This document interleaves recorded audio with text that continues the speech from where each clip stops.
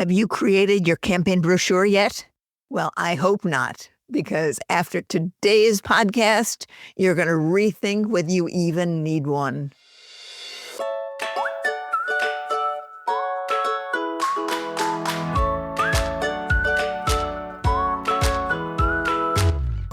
Welcome to All About Capital Campaigns, a podcast that provides fuel for your nonprofit's growth. Each week, Amy Eisenstein and Andrea Kihlstedt, co-founders of Capital Campaign Pro, provide practical tips about raising more money for your nonprofit organization. Here are your hosts, Amy and Andrea.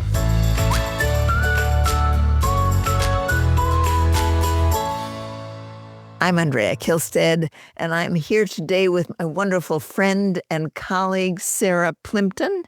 Sarah is the Vice President and Chief Happiness Officer for Capital Campaign Pro.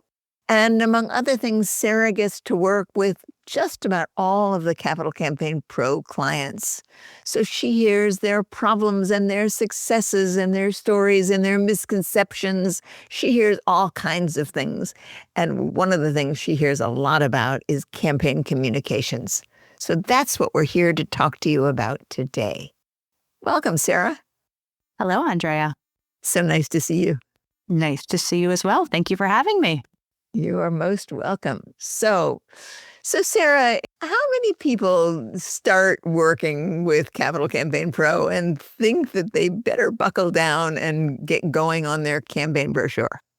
Many, Andrea. It's a common idea that is one of the first things you need to do when you begin a campaign. Yeah, I mean, the idea is that I think a lot of people have is that you go into a campaign and you need a fancy, glossy brochure so that you can bring it with you when you talk to major donors and they'll know how sophisticated you and your organization are. And often board members are pushing that agenda. They want a fancy brochure to be able to show their friends and take around. But you and I know, Sarah, we've been in this business a long time. You and I know that that's kind of a misguided notion.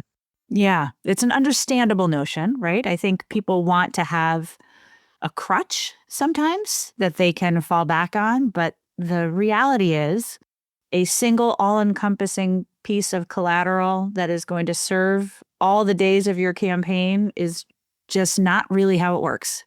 What we believe at Capital Campaign Pro is that your case for support is really just a set of ideas that, when articulated well and clearly, are compelling enough to inspire philanthropic support. And when you begin your campaign, there is a great deal of work to do on figuring out what those ideas are, how they connect, how they can become ever clearer and simpler.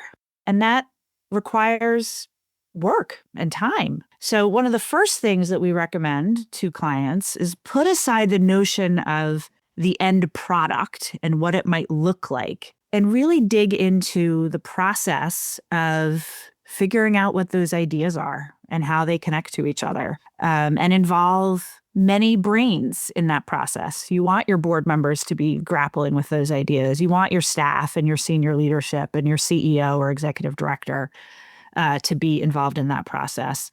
And really, the process of figuring out what those ideas are, in many ways, is the point when you get started on a campaign.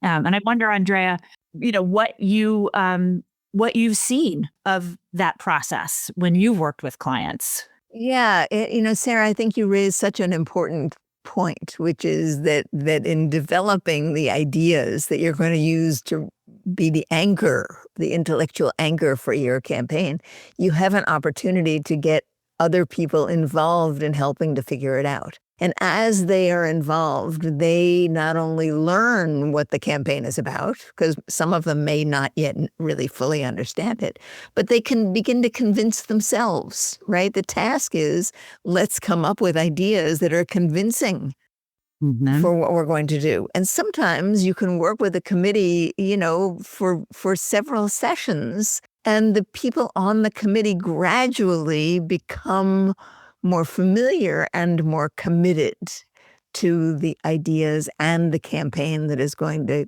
going to carry them out. So as you say, Sarah, the process is at least as important as whatever product is going to happen from it. Right? And I've really found that to be true. I mean, I've found that sometimes it's frustrating for groups to work on, well, what is the case for support? Why are we doing that? Why does it matter? And to realize how challenging it can be to come up with the ideas and order them well and be able to discuss them well. But as you fight through that, people's relationship to the campaign changes and becomes more committed and more excited. And it really is the first big step towards moving a campaign forward, is to figure out what are the ideas that are going to underpin all of this fundraising that we have to do, right? Is it that we need more money? Well, probably not. Is it that we have a big waiting list of kids that need our services that we can't support, and when we can't support them, here is what happens, right? It's those ideas are probably about the difference your organization makes in the world, not about the money you need to raise. And once you start really talking about that, okay, what are the challenges that you're facing? And what are you going to do to alleviate those challenges? And then how much money do you need to raise in order to make those things possible? Then you're starting to arrive at the basis for your case for support, for this set of ideas. So it sounds sort of simplistic, but if you really get away from the idea of creating a document and into the idea of having free-range discussions about why what you're doing is important, what you'll find is that it's magical, really, to do that. And we see that over and over again. Indeed we do. But once you've come up with a set of ideas, right? Once your committees, your board, your staff, once everybody is pretty comfortable with knowing what the argument is for this campaign, then what? What do we do with those ideas? Yeah, that's a great question. And I think at that moment, it can still be tempting for clients or organizations and campaigns to want to put those beautiful ideas into a glossy brochure. And even then we say, hold on, probably not. And the reason for that is campaigns are long. They are multi-phased efforts. Many things shift and change and morph over the course of a campaign. And and this is just one reason, there are many reasons not to put everything in a beautiful, glossy, buttoned up brochure early in your campaign. But if you were to do that, you'd have this beautiful thing that's probably professionally printed, costs an arm and a leg, and then things are going to change in your campaign, right? Elements of your case might shift in the sense that, your project costs might go up or they might come down, or you might have an opportunity to add an endowment component, or there might be a piece of your campaign that really hasn't gained traction with donors. And you decide, we're going to pull it out. If you have a beautiful, finished, buttoned up document, it makes it much harder to have those changes, to absorb those changes. The other reason, I think, and this is perhaps the more important reason, I think, not to do the brochure, the glossy brochure, you really want your donors to feel like insiders, like they are partners in figuring out this set of challenges that you are trying to meet through this campaign. And if you think about the psychology of sitting down with a donor with a glossy, beautiful, finished looking brochure and saying, this is what we're all about and this is what we're doing, help us. You're sending the message that you figured everything out without them. You figured out how to do this without them. And the conversation at that point is really just about money, their money. It's not about, these are the ideas that we are pursuing, and this is, this is the insider look at how we're proposing to get there. You're sending a message with something that's very glossy and buttoned up, that you are glossy and buttoned up, and you figured it all out. and you don't need your donors to help you in the figuring. And in fact, you do need them to help you in the figuring, and you want them to feel like they are needed and valued as partners in the work. Yeah, Sarah, my old partner, Gail Perry, used to have this wonderful phrase that I have borrowed from her, which is that your donors should be partners, not pockets. I've always thought that was a terrific phrase. And when you approach a donor with a fancy buttoned-up brochure, you're treating them as pockets. When you approach them with a draft document that still has some wiggle room and some changes, and you're asking for their opinions and their suggestions about that, in addition to an indication of their support, then you're treating them as partners. Mm-hmm. So that just restates what you were talking about, that it is important in the early phase of a campaign, when you're talking to your largest donors, to still have enough space so that things can morph and change in the campaign to reflect the realities of your lead gift process. Now, that brings us to this notion that campaigns happen in phases. At Capital Campaign Pro, we break campaigns down into 7 phases. And as we look at a larger campaign communications plan, what we see is that each phase requires a different aspect of communications. That in the early campaign planning phase of the campaign, then we're just working on these, coming up with a set of compelling ideas. As we move into the lead gift solicitation, then we're putting together draft documents to talk to our largest donors about. As we move later in the campaign, we're perhaps tying down what the final campaign goal is going to be, and we're starting to have campaign communications that apply to and are meant for a broader constituency. You develop, when you do a capital campaign, you develop a communications plan based around the needs for each phase of the campaign. And it may or may not include a fancy brochure, actually. It may or may not include a campaign video. It may or may not include other elements. But as you lay it out over the 7 phases, you'll start to see better what you might use. Have you had an organization you've worked with, Sarah, that's done a particularly good or bad job of this? I can think of many organizations that have done a good job with us, in that they surrendered, if you will, to this way of thinking.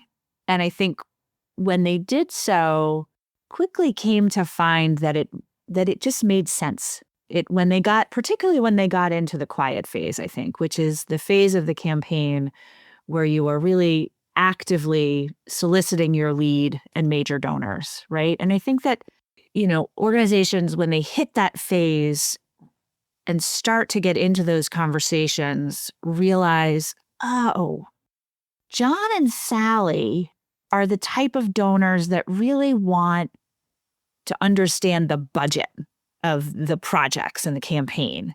And so we're going to put together supporting materials for that conversation that really focus on the budget, and maybe have 1 page of bullets about the impacts that this project is going to have. They're not big readers.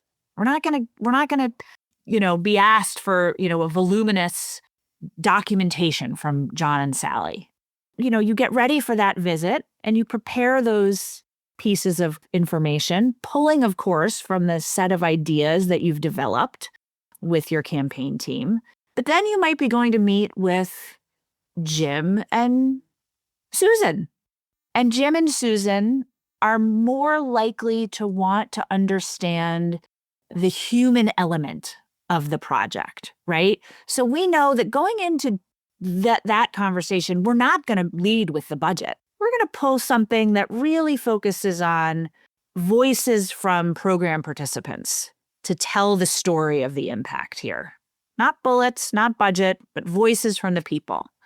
And you'll start to see over the course of your quiet phase that there are different types of materials that you kind of have in, say, a folder, maybe, that you can kind of interchange depending on who you're talking to. So you can really customize it. And I think clients that surrender to this way of thinking and approach their campaigns in this way find it actually very freeing. Yeah, I think that's right, Sarah. And I think in the beginning, when they're first starting up, it feels daunting because they don't Yeah. have any of it yet. So they're building their folder of material as they go, depending on the donors they're going to see. But it doesn't take very long before the key elements are there, before they have a budget, before they have a written document or set of bullet points, before they have photographic evidence of what they're going to be doing, before they have architectural drawings, before, gradually they build what it is they need. And then by the time they get the solicited 5 or 6 or 7 people, all of a sudden it becomes easy. Because Yeah. then it's a matter of just pulling what you've used before and putting it together into a unique package for that particular donor or set of donors. But it does feel daunting in the beginning. You mean every donor is going to need a different case for support, right? Yeah. It's- Yeah. And of course not. It's just pulling from the mothership of ideas. And really, it also, I think, forces you to really look at your donors, look at their patterns, look at their questions in past meetings, look at their giving histories, and have they directed their gifts to certain areas of your mission, right? All of that helps you sort of intuit what might we put forth that might be more likely to interest and inspire this donor, rather than going in with the same old thing for boilerplate stuff. everyone. Right. Yeah. Yeah. Now, of course, what is consistent throughout the campaign is a summary form of the ideas that are the argument for doing this. Why are you raising this money? What's it going to accomplish? Whose lives is it going to make better? Right? Why does it really matter? Right? You're going to have, because you worked on it in the beginning so hard, you're going to have that set of information for all of your solicitations. And that actually includes what you say in a solicitation visit. It's not just the written material, it's also what you say and how you think about your campaign. So it's when you use a consistent approach to this, all of a sudden it starts to make sense. It starts to feel natural. Your solicitors start to feel natural about it. They know what material they have available, but they know what the underlying argument is, and they know how to make it. The language starts to feel easy and comfortable and confident. Now, as the campaign goes on, the people you are talking to for your campaign broadens. Right, starts out a very small group of people in the lead gift solicitation. And gradually, as you get down through the middle of the campaign and the end of the campaign, you're talking to your whole extended community. And as you do that, the nature of the communication you use is going to change, right? You're going to be developing things that you can easily send to a lot of people. You'll develop a website, for example, have a video you can send to people, or you may have a small brochure of some sort that you can send to everybody. So as your audience broadens, right, the message in many ways stays the same, but the media that you use to communicate it is going to change until you get to the very end of the campaign when you're really waving flags from the rafters about it, right? Maybe you have swag or T-shirts or flags or who knows, right? So all kinds of things that make the community aware of what it is you're doing and why it matters. So, but again, it's the same core of ideas, just the way you talk about them has broadened, the mechanisms by which you talk about them have broadened. So it somehow all makes sense, I think. I agree. I think so. All right, Sarah.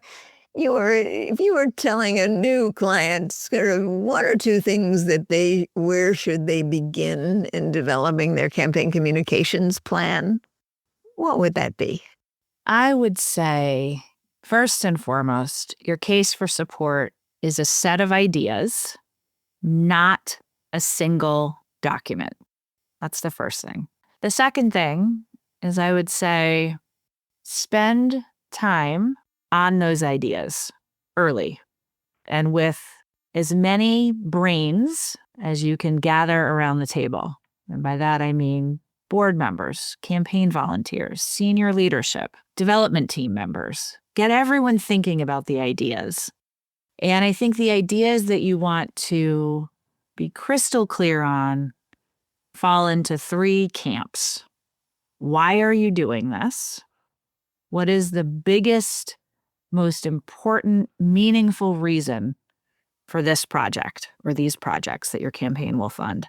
What is it that you're doing? What is the impact it will have? Whose lives will be changed? And then I think the third camp is how, right? How is this going to come to fruition? And that's really the campaign, right? That's the gift range chart.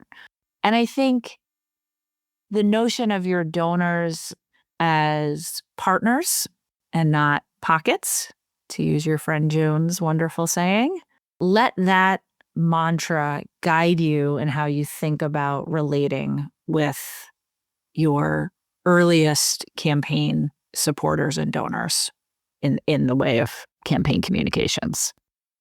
Sarah, that's great. I think anybody listening should at least have an understanding of how campaign communications work that may well be different from what they started out thinking. And we would encourage you all to go to capitalcampaignpro.com and look in the free resources section. I can't remember. There may well be something on the case for support there. Nose around, see what you can find. I can't recall, but you may find something quite interesting. And if you want to consider working with us, when I know in our toolkit we have a lot of material on campaign communications and developing the case for support. So if you consider working with us, you would then have access to a whole treasure trove of material and experienced people to help you through this process. Sarah, my friend, thank you so much for unfurling this complicated topic with me today. Thank you, Andrea. Always a pleasure.